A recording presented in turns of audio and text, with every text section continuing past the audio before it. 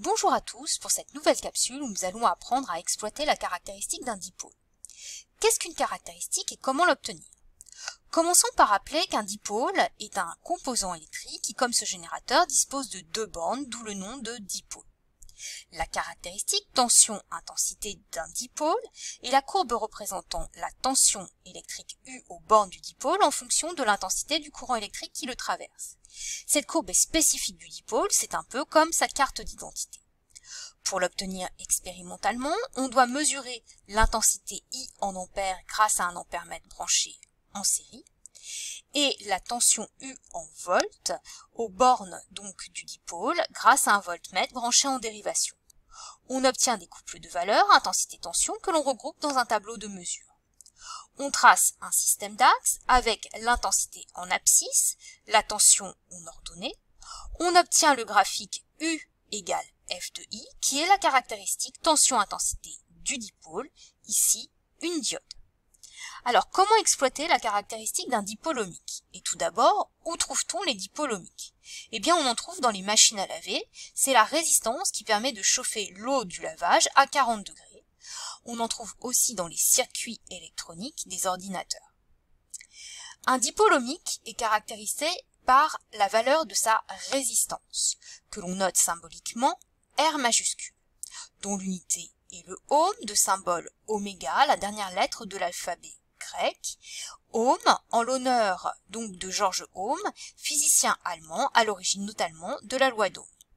Dans un circuit, le conducteur ohmique est représenté par un rectangle. À l'aide d'un circuit électrique contenant un générateur de tension variable et un dipôle ohmique, on peut relever des couples de valeurs I, U et tracer la caractéristique tension-courant du dipôle ohmique. Cette caractéristique est une droite qui passe par l'origine. Son équation est du type Y égale A fois X.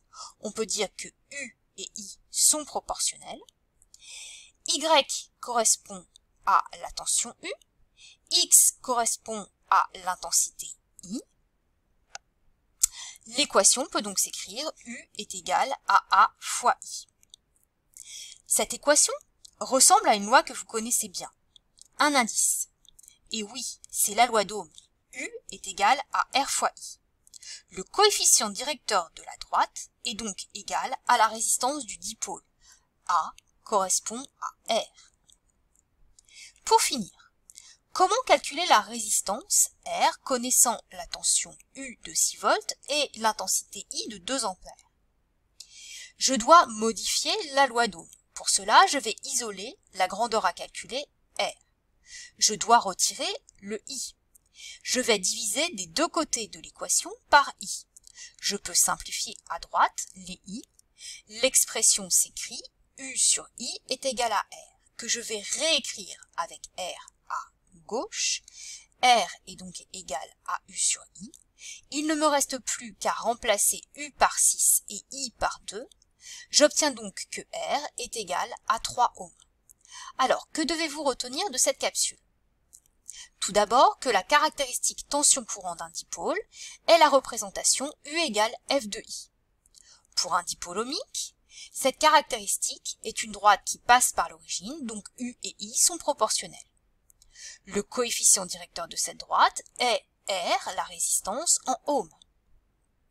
Le dipôle ohmique suit la loi d'Ohm, avec U en volts, I en ampères et R, la résistance, en ohms. U est égal à R fois I. Cette relation mathématique, on peut la modifier pour calculer la résistance. Connaissant la tension et l'intensité, R est égal à U divisé par I. À bientôt pour une prochaine capsule.